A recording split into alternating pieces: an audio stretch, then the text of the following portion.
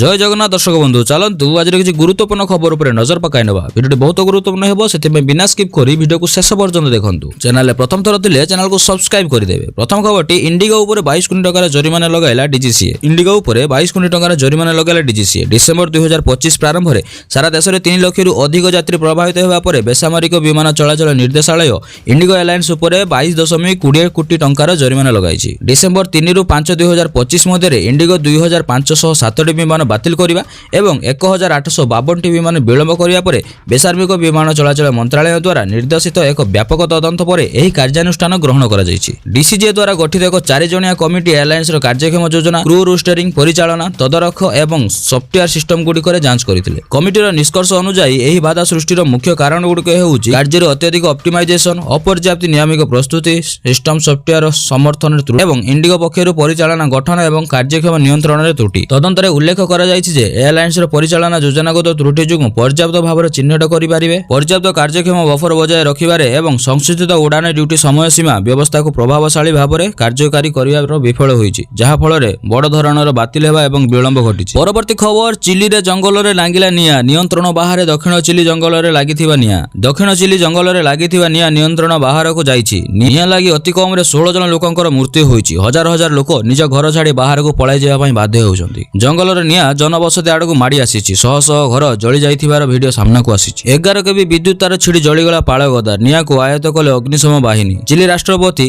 Gabriel boric राजधानी Santiago ठारो प्राय 500 kilometre दक्षिण रे अवस्थित नोबेल उ अबियोबियो अंचल विपद अवस्था रे थिबार घोषणा करिसंति, जेउठारे निया 2 दिन पई जली चलीछि। चिली प्रतिरक्षा मंत्री लुइस कोडर कहिसंति जे एही दुईटी अंचल रे अति कम 14टी जंगल रे निया रे मृत्यु संख्या निश्चित होई। अधिकांश मृत्यु उपकूलवर्ती अंचल स्पंकुरे घटिछि पुलिस सेठाकार प्रेमेय रिड्रिगो भेरा कहिसंति। निया को आयत्त करने को अग्निशम टीम चेष्टा जारी रखिछि। परवर्ती खबर पश्चिम बंग रे टीएमसी जंगल राज रो अंत घटिबो। पश्चिम बंग जनसाधारण शासक तृणमूल कांग्रेस को क्षमतार हटाइला पर ममता बानार्जी नेतृत्वाधीन 15 वर्षर महा जंगल राजर अंत घटाइबाकु जाउछन्ति। प्रधानमंत्री नरेंद्र मोदी रविवार सिलीगुड़ी ठारे एक रैली को संबोधन करी यह कहिसंति। प्रधानमंत्री पश्चिम बंग रे 830 कोटी टंका मूल्यर केते विकासमूलक प्रकल्प शुभारंभ करने सह कोलकाता देशर अन्य भाग को संयोग करुथिबा 3टी अमृत भारत ट्रेन चलाइबाकु पताका देखाई शुभारंभ करिसंति। टीएमसी रो महा जंगल राज को समालोचना करी प्रधानमंत्री कहिथिले जे बहु संख्या रे मां भौणी और कृषक प्रकृत परिवर्तन चाहन प्रत्येक जंगल राजर अंत चाहुछंती। भाजपा पुणी थरे बिहार रे जंगल राज को रोकिथिला बेले एथर पश्चिम बंग टीएमसी रो महा जंगल राज को विदाय देबाकु प्रस्तुत रहिथिबार प्रधानमंत्री कहिसंति। सुरक्षा और सीमांत स्थिति को नै से राज्य सरकार को समालोचना करी कहिसंति टीएमसी सरकार राज्य और देशर सुरक्षा सह खेलुछंती, तेणु एठाकार युवा वर्ग को अधिक सतर्क हेबाकु पड़िबो। राज्य रे अनुप्रवेश पई टीएमसी एही सब प्रकार सुविधा करिसंती। सेमानक सुरक्षा पई एही दल विक्षोभ भरुछि। गत 11 वर्ष होला केंद्र सरकार बारंबार टीएमसी सरकार को पत्र लेखि राज्य सीमा रे तारबाड़ लगाइबाकु कहि आसुछंती। एथि पई जमी अधिग्रहण होइतिले मध्ये टीएमसी याकु भूक्षेप करूनाय। अनुप्रवेशकारी गैंग गुडी को सुरक्षा प्रदान एवं सेमानक पई जाल कागज पत्र प्रस्तुति करिबारे शासक दल पृष्ठपोष प्रदान करूछि। अनुप्रवेश को संपूर्ण बंद करिवार समय आसीथिबा प्रधानमंत्री मध्ये कहिसंती। परवर्ती खबर गणतंत्र दिवस आगरु आतंकी और जवान मुहामुही 8 जवान आहत। ऑपरेशन रात्रि 1 रे घटिला अघटना। पुणी जवान और आतंकी जम्मू काश्मीर मुहामुही होइचंती। एथर 8 जन जवान आहत होइचंती। अन्यपटे आउ किछि दिन परे गणतंत्र दिवस पालन हेबाकु थिबा बेले एपरि घटना सामना को आसीछि। सेपटे राजधानी दिल्ली को मध्ये कड़ा सुरक्षा बलय भितर रखा जाइछि। भारतीय सेनार जम्मू स्थित व्हाइट नाइट कर्पस ऑपरेशन रात्रि 1 नाम रे नामित एही अभियान गतकाली मध्याह्न समय आरंभ होइतिला। एक्स रे एक पोस्टर रे व्हाइट नाइट कर्पस कहिछि जे सुरक्षा बाहिनी जम्मू काश्मीर पुलिस सहित मिलित आतंकवाद विरोधी अभ्यासर अंश भाव में एक सुचिन्हित सर्च ऑपरेशन समय चार्ट उत्तर पूर्व थिबा साधारण अंचल रे सोनार रे आतंकवादी सह लड़ाई होइतिला।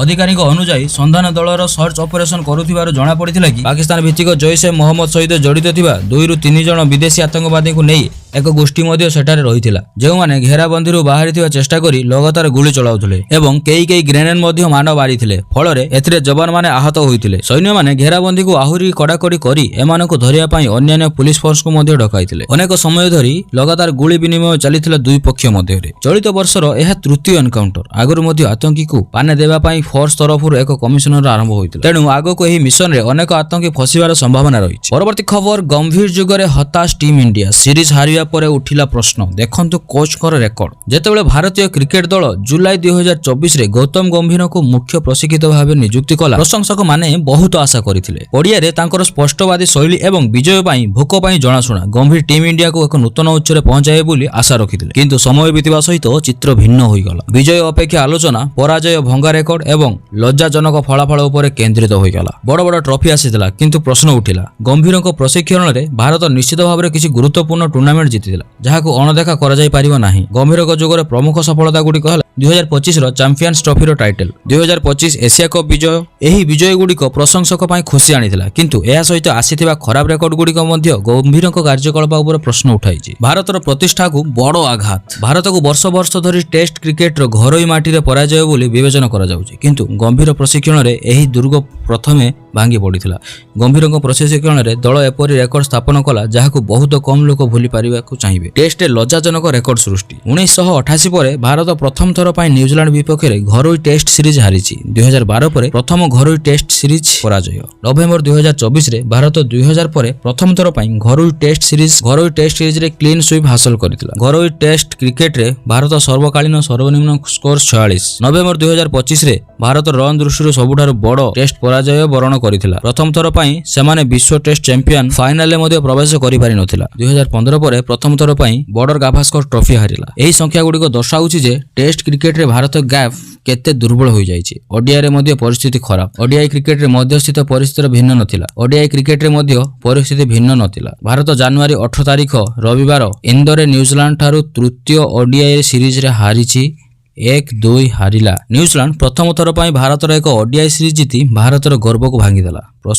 ପ୍ରଶଂସକଙ୍କ ବଢୁଥିବା ହତାଶା। ଗୌତମ ଗମ୍ଭୀରଙ୍କ ଆଗମନ ପରେ ପୂର୍ବ ଭାରତୀୟ ପ୍ରଶିକ୍ଷକମାନେ ଯେଉଁ ରେକର୍ଡ ତିଆରି କରିଥିଲେ କିମ୍ବା କଠିନ ପରିଶ୍ରମ କରି ବଜାୟ ରଖିଥିଲେ, ତାହା ଗୋଟିଏ ପରେ ଗୋଟିଏ ଭାଙ୍ଗିଗଲା। ପ୍ରଶଂସକମାନଙ୍କ ପାଇଁ ସବୁଠାରୁ ବଡ଼ ଆଘାତର ପରିଚୟ ନୁହେଁ, ବରଂ ଟିମ୍ ଇଣ୍ଡିଆର ଦୃଢ଼ ପରିଚୟ ଦୁର୍ବଳ ହେବା।